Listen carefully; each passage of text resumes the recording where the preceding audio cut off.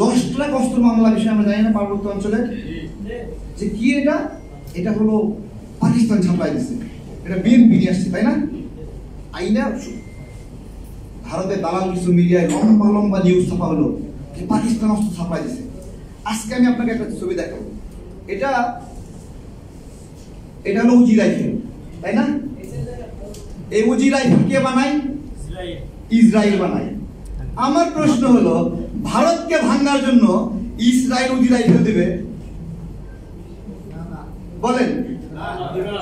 দেখেন পত্রিকা আমাদের যা খাওয়াইছে আমরা খাই ফেলাইছি নি। বাবর সাহেব এই অস্ত্র নিয়ে পরীক্ষা করছিলেন, এটা কোন দেশের অস্ত্র? তো এই ইসরায়েল থেকে আসছে অস্ত্র বাংলাদেশে। এবার আমাকে বলেন যে আসলে এটা ভারতকে ভাঙার উদ্দেশ্যে এই অস্ত্র আসছিল, নাকি ওই সময় জাতীয়তাবাদী সরকারকে সরানোর জন্য, বিপদে ফেলানোর জন্য এই অস্ত্র আসছিল? আমাদের সার্বভৌমত্বের সংকটের জায়গাগুলো কি আসলে আমরা বুঝি না, ঠিক আছে? ভারত প্ল্যান করছে কি, যে জীবন দিয়ে হইলেও জাতীয়তাবাদী কোনো শক্তিকে ক্ষমতায় আসতে দেওয়া যাবে না, মানে ন্যাশনালিস্ট পলিটিক্স যারা করে তারা যেন ক্ষমতায় আসতে না পারে। এই পলিসি অনুযায়ী দীর্ঘ 16-17 বছর ন্যাশনালিস্টদেরকে ক্ষমতায় আসতে দেওয়া হয় নাই। আবার এখন যে সম্ভাবনা তৈরি হয়েছে ডানপন্থীদের ক্ষমতায় যাওয়া, ইসলামিক দলগুলোর একটা অংশগ্রহণ, বিএনপির একটা অংশগ্রহণ, বলছে ওইটা ঠেকাও, এবং নতুন করে তত্ত্ব আবিষ্কার করা হচ্ছে এরা হলো ভারতের দালাল। ধরে ধরে বলা হচ্ছে তুমি ভারতের দালাল, তুমি ভারতের দালাল, তুমি ভারতের দালাল।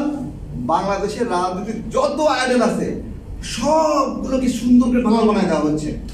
এবার ফ্রেশকে ওই যে এখন থেকে 1.5 যুগ আগে 1 যুগ আগে নোবেল পুরস্কার দিছিল না, প্ল্যানটা ওখান থেকে আসছে। আমেরিকা কাজ করে এইভাবে যে কোনো এলাকায় কাউকে নেতৃত্বে আনার জন্য, তাদের প্রতিনিধি ঠিক করার জন্য আগে নোবেল দেবে। এই যে অং সান সু কি, তাকে নোবেল দিছে, ওটা ফেল করছে, কিন্তু বাংলাদেশের সাকসেসফুল হয়েছে। আমি বুঝি না আসলে, মানে গত 15 বছরে কত গুম খুন হলো, ক্রসফায়ার হলো, আমরা নিপীড়িত হইলাম। ডক্টর ইউনূস এই গুম খুন ক্রসফায়ারের বিরুদ্ধে একটা স্টেটমেন্ট দেয় নাই। গত 17 বছরে একটা স্টেটমেন্ট দেয় নাই গুম খুনের বিরুদ্ধে, দেয়নি। কোন নিপীড়িত মানুষের পক্ষে কথা বলে নাই। গণ অভ্যুত্থানের পক্ষে একটা স্টেটমেন্ট দেয় নাই, দিছেনি? কেউ দেখাতে পারবে না।